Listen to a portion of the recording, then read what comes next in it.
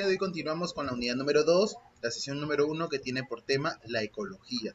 Comencemos desde lo más básico, la etimología. ¿De dónde deriva? Deriva de las dos voces griegas, de oikos, que es casa, y loga, que es ciencia. Ahora, ¿cuál es su definición?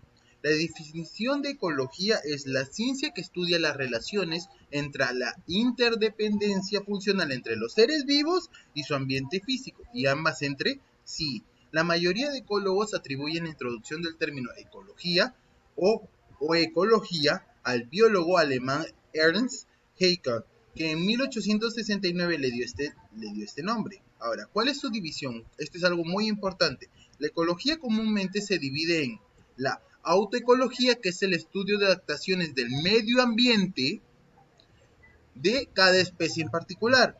Y también tenemos la cinecología, que es el estudio de las interrelaciones entre dos especies que constituyen una comunidad o biocenosis.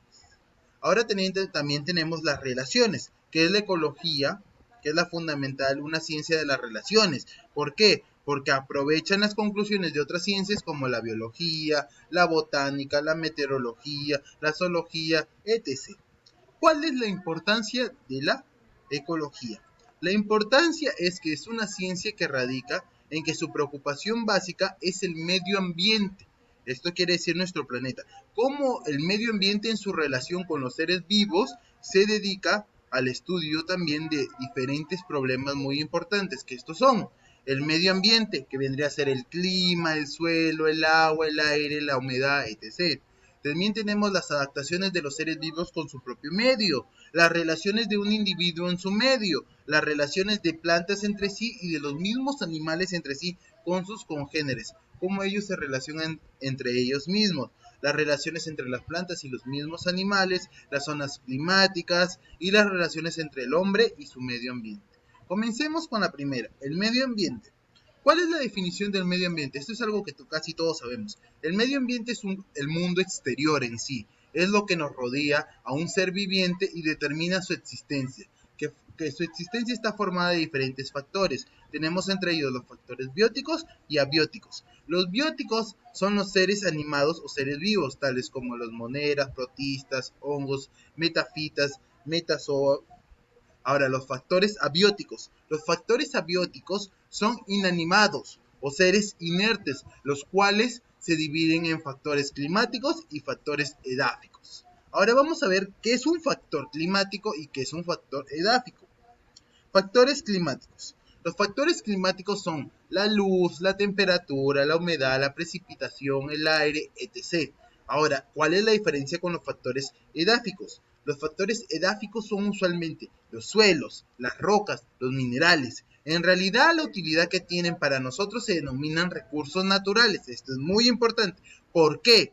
Porque son aquellos productos que nos brinda el medio y sirven para satisfacer nuestras necesidades. Esto es algo muy importante. ¿Cuáles son nuestras necesidades? El alimento, el vestido, el combustible, etc. Ahora, aquí tenemos dentro de esto, dentro de nuestros recursos naturales tenemos dos tipos, los renovables y los no renovables o agotables. Renovables, aquellos como su nombre lo dice, que se pueden renovar, son aquellos aprovechados indefinitivamente por el hombre. ¿Por qué? Porque tienen la maravillosa cualidad de regenerarse. Esto quiere decir, ¿qué ejemplos podemos tener aquí? El aire, el agua, el suelo, las plantas, hasta los mismos animales. Ahora, los no renovables son aquellos que, como bien lo dicen, no vuelven a ser los mismos, son agotables. En este ejemplo tenemos aquellos que una vez aprovechados o una vez usados, no regeneran, no se vuelven a utilizar otra vez. A este tipo pertenecen, por ejemplo, los minerales, el petróleo, el carbón, el gas natural, porque una vez utilizado ya no puedes volverlo a utilizar nuevamente. Ahora, naturalmente serán renovables solo y solo si el hombre los aprovecha con inteligencia, o sea, sin someterlos a un proceso de utilización que los destruya, vale la aclaración. Continuamos con los factores climáticos. Dentro de los factores climáticos tenemos a varios, como por ejemplo la luz. Esta es una definición muy correcta. Luz es el conjunto de ondas electromagnéticas, fotones, de diferente longitud de onda. También podemos definirla como la radiación electromagnética que percibe el ojo humano de origen natural o artificial. ¿Cuál es su origen? El Sol es la fuente de la mayor parte del calor terrestre. También proviene de las estrellas, combustiones y organismos bioluminiscentes. ¿Esto qué quiere decir? Que estos son los que, dada la medida, generan mayor luz. Ahora, ¿cuál es su composición espectral? La luz que llega a la Tierra está constituida por las radiaciones solares. Ahora, que oscilan entre longitudes de onda de 3600 amperios, que son las de color violeta, y las de 7600 amperios, que son las de color rojo. Es el espectro visible. Por otro lado, también tenemos el espectro invisible. Son las que están representadas por los rayos infrarrojos, cuya longitud de onda es mayor a 7600 amperios, y los rayos ultravioleta de 3600 de longitud de onda. A ver, vamos a ver una imagen en la cual tengamos una explicación más consciente. Tenemos la luz solar. De la luz solar partimos a diferentes longitudes. Tenemos una de 3600, una de 7700. Ahora, uno por lo que va los rayos infrarrojos y otra por la que van los rayos ultravioletas. Van dependiendo de un espectro que puede ser visible como invisible. Y todo eso lo podemos observar dentro de nuestro esquema. Efecto de la luz sobre los organismos. Esto es muy importante. Por ejemplo, aquí tenemos la luz y las plantas. ¿Cuál es lo que ejerce? ¿Cuáles son sus influencias? ¿Qué es lo que procede? ¿Qué es lo que sucede? Es necesaria en las plantas verdes, ¿para qué? Para la producción de clorofila. Es algo muy necesario.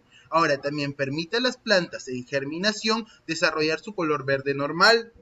Interviene como elemento principal en el proceso fotosintético.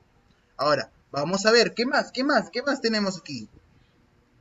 Aquí también tenemos que las plantas normales en ausencia de luz se debilitan tanto sus tallos y pierden su pigmentación. ¿Qué quiere decir con que pierden su pigmentación? Van perdiendo su color, tomando un color mucho más amarillento. Este fenómeno es llamado también el aislamiento. Ahora tenemos la luz y los animales, también como en las plantas, también tienen una derivación en los animales. Colaboración protectora de ciertos organismos que adquieren una pigmentación que los protege de sus enemigos. Existen diferentes tipos. Aquí tenemos diferentes tipos de colaboraciones protectoras, vale la aclaración. La colaboración protectora críptica. El animal adquiere coloraciones que permiten confundirlo con él y el medio ambiente donde vive, pasando inadvertido o camuflado. Aquí a ustedes se les vendrá un animal que es muy común en estos casos, pudiendo ser esta coloración críptica homócrona cuando toda la superficie del organismo tiene una coloración homogénea. Por ejemplo, tenemos al oso polar en el hielo, las liebres de las nieves, la coloración críptica disruptiva. Si la superficie del organismo es interrumpida, por ejemplo, tenemos aquí al falso camaleón. Un camaleón normal sí puede adaptarse, pero el falso camaleón sufre de esto. Ahora tenemos también la colaboración protectora. Tenemos la colaboración protectora epigámica. Es uno de los sexos que tiene colores llamativos, mientras el otro tiene colores apagados. Por ejemplo, un faisán dorado. Continuamos con la siguiente colaboración protectora. Tenemos también la aposemática, que es en el que el organismo presenta colores llamativos, vistosos, que lo hacen sobresalir en su ambiente. ¿Qué quiere decir esto? Que presenta mecanismos de defensa que le dan la presencia a los demás de que él está ahí. Por ejemplo, tenemos el puercoespín, la serpiente de coral, un sapo de bombina. O sea, tú lo puedes observar, pero a la misma vez sabes de que él tiene unas defensas que van a permitir que no autogeneres algo inadecuado. También tenemos la colaboración protectora dimática. Es un organismo inofensivo. ¿Qué quiere decir esto? Que copia el color del otro organismo que sí tiene mecanismos de defensa para infundir solamente respeto. Por ejemplo, tenemos la falsa coral, que lo podemos ubicar en el mar. También tenemos los mimetismos. ¿Qué es un mimetismo? Es la imitación de la forma, color o conducta que adopta una especie limitadora. También tenemos el fototactismo, que es el movimiento de las células y los microorganismos por influencia de un estímulo luminoso, tanto sea positivo como negativo, todo dependiendo cómo gira o se acerca o se aleja alrededor de él.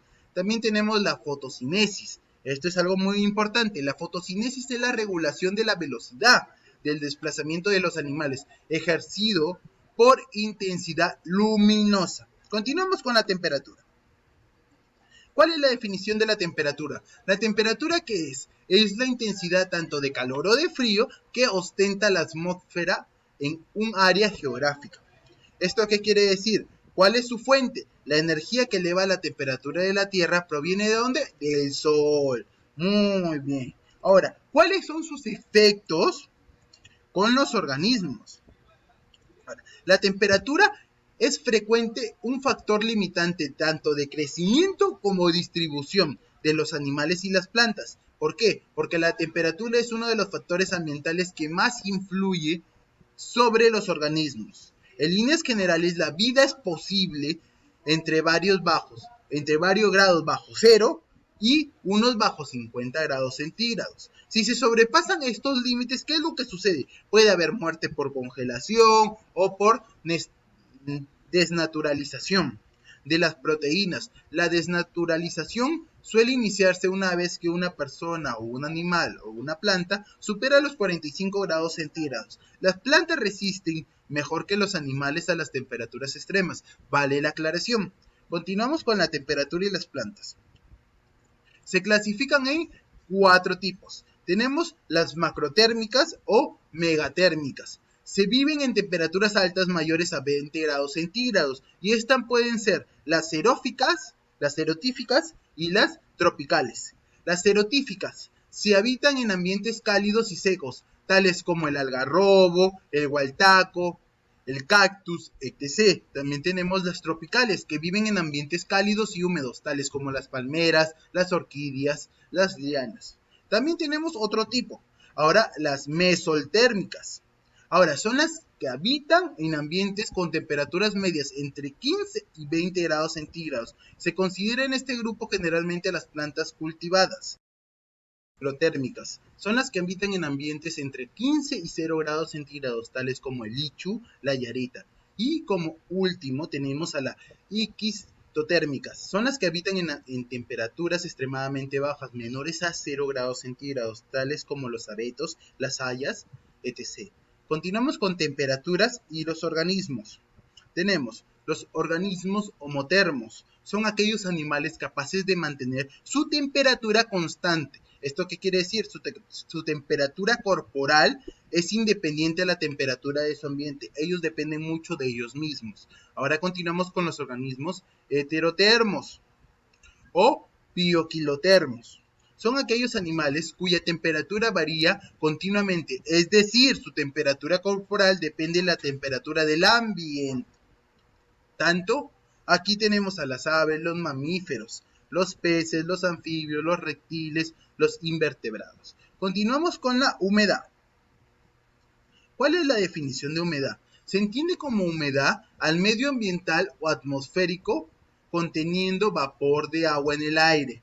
¿Esto qué quiere decir? La cantidad de vapor que contiene el aire depende mucho de la temperatura. Cuanto más altas son las temperaturas, mayor es el contenido de vapor de aire, es mayor es la humedad. ¿Cuáles son las fuentes del vapor de aire? ¿Cuáles son las fuentes de la humedad? Disculpen.